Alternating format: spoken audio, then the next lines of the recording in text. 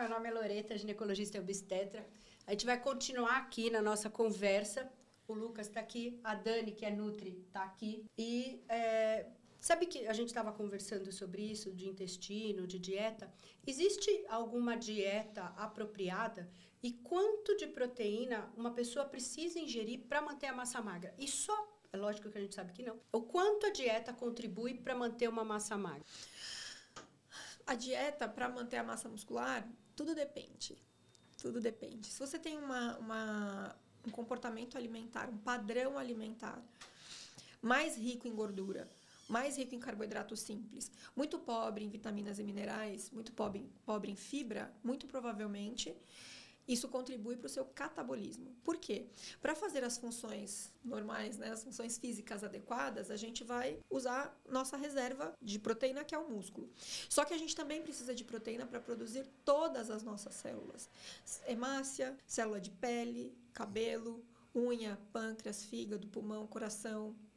Então, se eu tenho uma alimentação pobre em alimentos proteicos ou em alimentos que me tragam um bom perfil de aminoácidos, eu naturalmente terei um prejuízo na produção de células. E aí, para que o meu corpo continue funcionando e eu continue vivendo, eu vou retirar esses aminoácidos da reserva que é o seu músculo. Então, você tem ali um catabolismo, você vai perdendo massa muscular ao longo da vida, envelhece mais rápido, morre antes. Mas aí você vai tendo outros prejuízos também, que é por conta dessa sinalização de sobrevivência. Eu vou soltar um pouquinho aqui, mas eu preciso dar uma segurada para você não morrer, sabe? Então, sim, tem um problema aí no padrão alimentar. E tem a alimentação correta. Porque essa história de que, não tem alimentação, não tem certo e errado. Tem certo e errado, tá? Tem uma alimentação correta, você precisa se alimentar daquilo que oferece nutriente, de fato. Então, alimentos com maior quantidade de proteína ou com um perfil de aminoácidos que garanta o aporte do que você precisa. Vou aproveitar já o gancho porque o Lucas é vegano, então é bom a gente sempre dar uma... Né, o vegano que é... Mas eu sou um vegano legal. Isso que eu ia falar. Não, mas você já foi chato. Você já foi chato. Mas a intimidade é isso. Mas o vegano que se alimenta de vegetais, folhas e frutas de verdade, né, castanhas, cereais, esse vegano tem um bom aporte de aminoácidos. Uhum. O vegano que só finge que ele é vegano porque ele não come carne, mas também não come uma maçã. Porcaria, um monte de junk come food, miojo. Né? Esse batata miojo frita. não, é macarrão instantâneo, pode falar? Pode. Das marcas. Esse vegano, esse vegetariano, ele também vai ter um padrão alimentar ruim. Então, sim, tem uma alimentação correta. E quanto de proteína eu preciso comer? As diretrizes, elas vão de 0,8 até 2,2 gramas de proteína por quilo de peso. Então, se você pesa 55 quilos, você vai fazer 55 vezes o tanto que você precisa. Esse tanto, né, nesse range, nesse intervalo, ele vai variar de acordo com a sua necessidade pontual. Se eu sou uma pessoa que pratica o exercício físico intenso, eu vou puxar mais para o 2,2. Se eu sou uma pessoa mais sedentária, estou com uma composição corporal ok, eu vou puxar mais para o 0,8. Eu não preciso extrapolar. Até porque a gente tem uma capacidade de absorção de proteína, de aminoácido, limitada, fisiologicamente falando. Então, ao longo do dia, você tem que ter X vezes o seu peso. E aí, por exemplo, se eu tenho um paciente que precisa, um indivíduo que precisa perder peso, né? Eu vou avaliar se é por quilo de peso total ou se é por quilo de peso de massa muscular, por exemplo, que é o peso seco que a gente fala.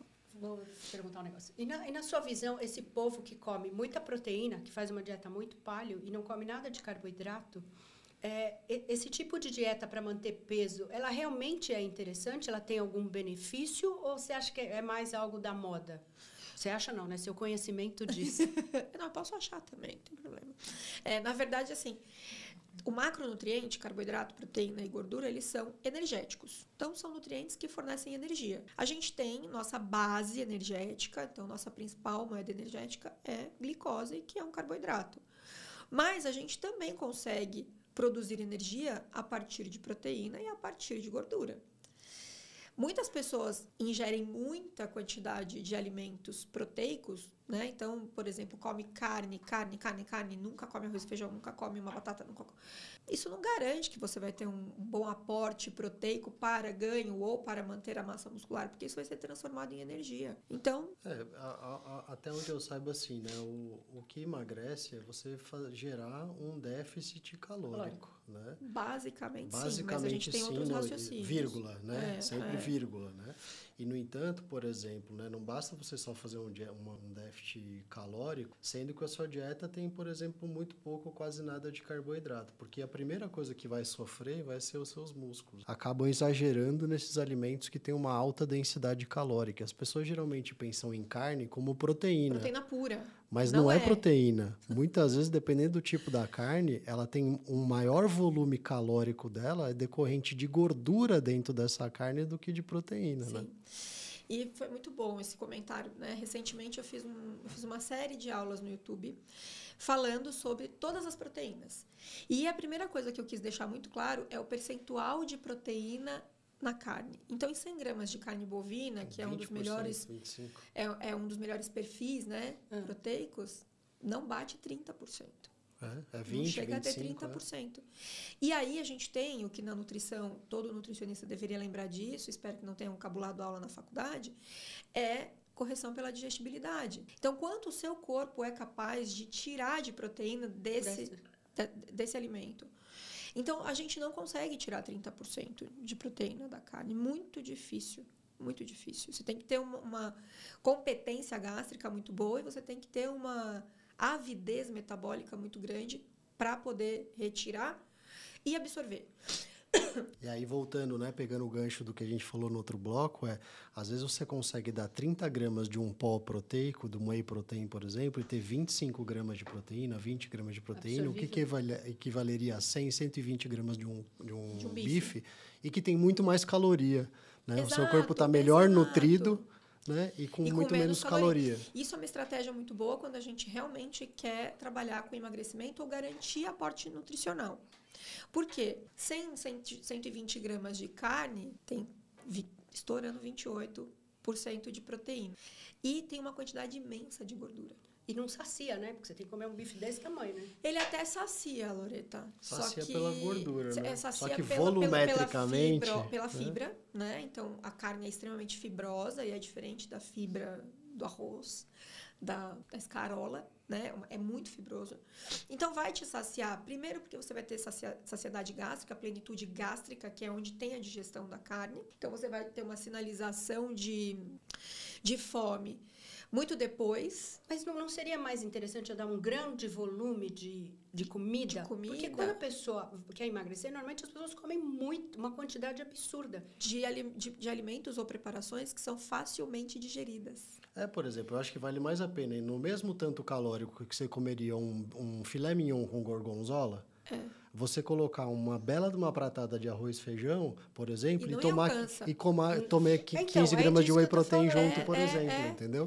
Então, seria volumetricamente muito mais interessante. Quando a gente faz isso, por exemplo, substituindo um jantar, para que você tenha plenitude, mas você não tenha um desequilíbrio metabólico por conta do esforço gastrointestinal à noite, muitas pessoas dão uma torcida no nariz. Mas eu prefiro que ela faça a ingestão de um colágeno hidrolisado ou de um whey protein e faça uma refeição mais glicídica. Eu controlo o aporte de gordura, né, a oferta, aliás, de gordura, garanto a oferta proteica para que eu pegue esse turnover celular da madrugada, que é o nosso maior turnover, é de madrugada, garanto produção de hormônio, por exemplo, GH, que é na madrugada. Então, eu estou oferecendo substrato para isso e eu estou reduzindo gordura. Se ele precisar de gordura para isso, vai pegar da reserva. E um carboidratinho à noite, geralmente por tem uma causa da reserva pra insulina caramba. também, ajuda você a dormir. Né? Entendeu? E ajuda também na produção e metabolização dos próprios aminoácidos para a produção de neurotransmissor e hormônio melatonina. Então, mas seria muito mais simples. O que eu vejo minhas pacientes, coitadinhas, elas vão assim, vem uma dieta de tanta coisa, panquequinha disso, arroz daquilo, sabe? Aí faz um shot de energia, não sei o quê. Eu acho que as pessoas querem inventar tanta coisa que não fazem o básico. É porque acreditam, Loreta, que a nutrição seja essa pirotecnia alimentar. Você não precisa Gourmetização. Você não precisa da pirotecnia alimentar. O nutricionista ele tem que se preocupar em nutrir. A nossa função é oferecer aporte nutricional adequado. Você está vindo da maçã, da panqueca ou do pó? Tanto faz. O que é mais viável para você? Seu corpo não sabe de onde veio a leucina, por exemplo. Ele quer saber né? do nutriente, fia. Ele não quer saber se veio da maçã. A diferença é que a maçã é mais gostosa do que um comprimido. Vamos ser honestos, né? O gorgonzola é muito mais gostoso do que um TCM no café. Eu prefiro gorgonzola. Mas é muito mais...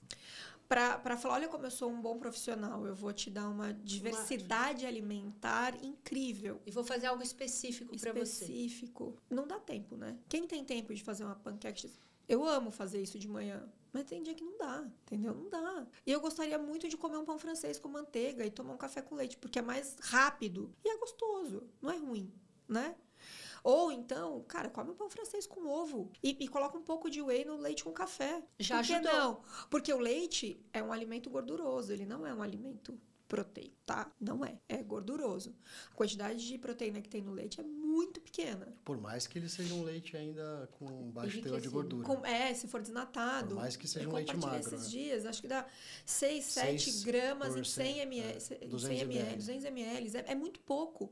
Então, você completa lá um pouquinho, coloca um pouquinho de proteína, de whey, come um ovo. Ai, Dani, mas é muita proteína. Cara, um é albumina, o outro é outra coisa, não tem nada a ver. Eles vão se complementar, né? Come um pão com ovo, um cafezinho com leite e uma fruta. Ó, fechou.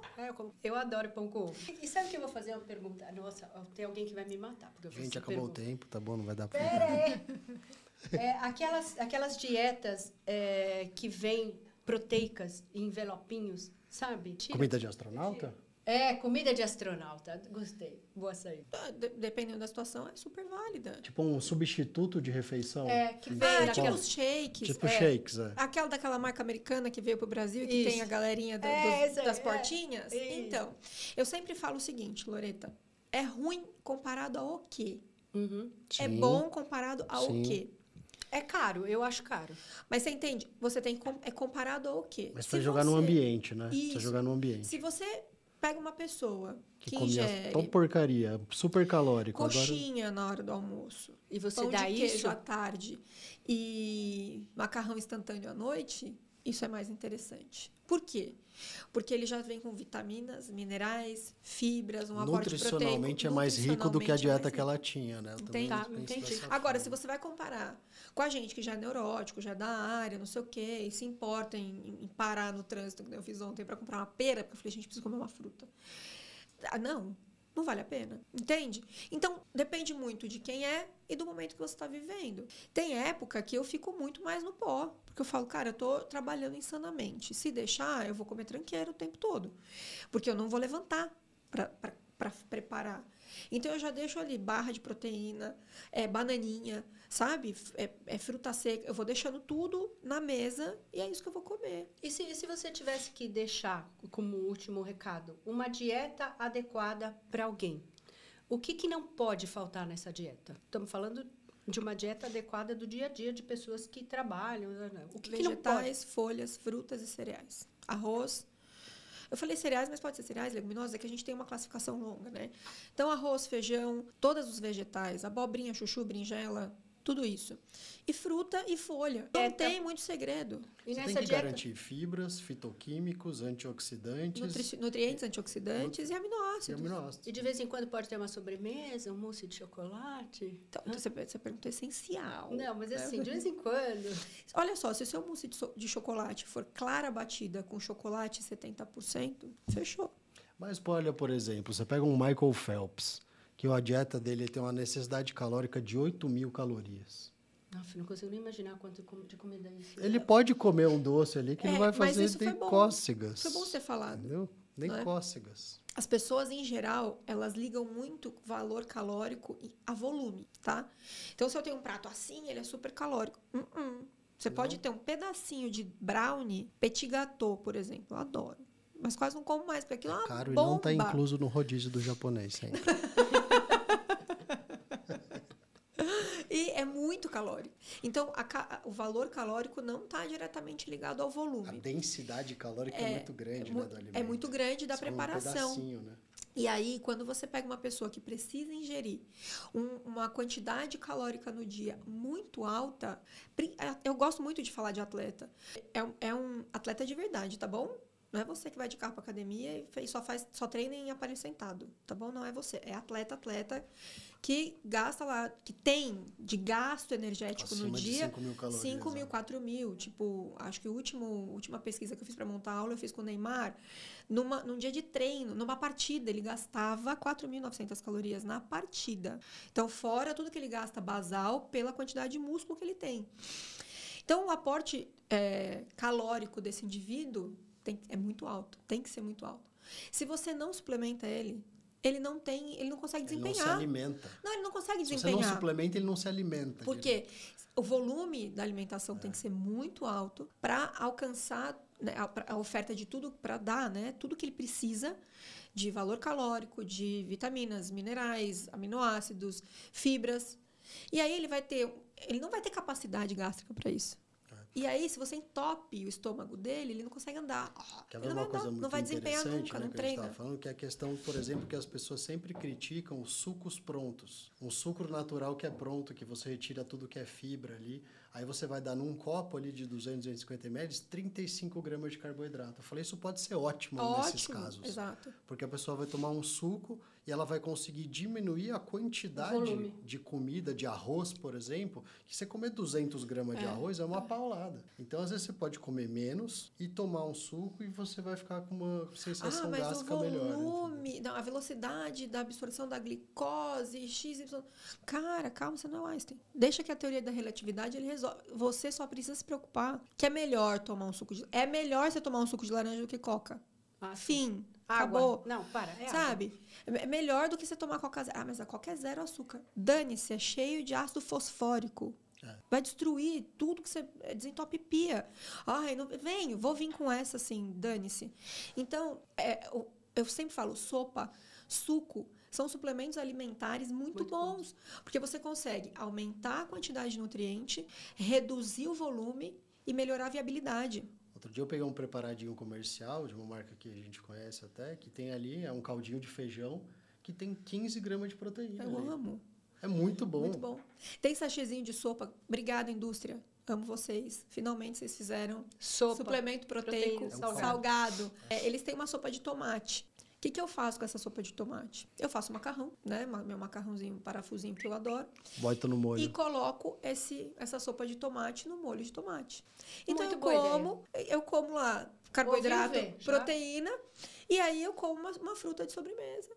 Eu não gosto de comer um volume muito grande de comida porque eu não gosto da sensação de plenitude. Eu não gosto de falar, nossa, estou estufado. Não, eu me sinto plenitude é diferente de vamos abrir a calça, né? É diferente. Não, mas assim, de comer volume, de me sentir que eu não consigo, eu não gosto. Então, eu como pouco e eu como tipo 8, 10 vezes ao dia. Eu tô sempre comendo alguma coisa. Tá sempre comendo. Então, até no telefone ele fica lá, eu falo, meu, você tá aliás, comendo? estavam me ligando aqui que era para cobrar de eu comer alguma coisa. Os áudios do Lucas é sempre ele mastigando. Não é? Meu Deus, que coisa irritante. Todos os áudios do Lucas. Daí... Não, mas, por exemplo, eu não gosto. Então, coisas líquidas para mim, eu consigo bater uma banana com cacau ali, ou com 15 gramas de 20 gramas de whey protein, eu consigo coloco o cacau, eu já não gosto de comer, eu tenho trauma com a comida. Whey, e aí eu tomo um shake de 400, ainda coloco 400 ml de água ali. E vai tomando. E vou tomando. E, enfim, isso daria um outro podcast, porque a gente entraria na questão de comer de 3 em 3 horas, mas ou quando tem fome, etc. Cara, todo profissional, eu vou sempre falar isso, direcionado para o profissional, porque o leigo não tem obrigação de saber isso. Aliás, eu tenho até pena, muitas vezes, da população em geral, confusa, né? Porque tem um monte de informação falaciosa, extremista, radical, chancelada pelo seu diploma. Então, como eu sou nutricionista, eu uso minha chancela profissional para falar um monte de abobrinha e a galera compra, né? Nem é abobrinha, se fosse abobrinha, né? Era saudável. Era saudável. Mas não é. Então, essa chancela profissional que que a galera usa para falar as suas próprias verdades, excluindo toda a necessidade de conhecimento que você precisa ter de fisiologia, de bioquímica e de química dos alimentos, é o que deixa a população toda bagunçada. Mas esse conhecimento precisa existir no profissional. Então, eu sempre vou falar direcionado para eles. Então, você vai fazer, o seu próximo desafio vai fazer uma aula para ginecologistas que trabalham com hormônio para preparar essas mulheres nutricionalmente. Podemos é o seu falar. desafio.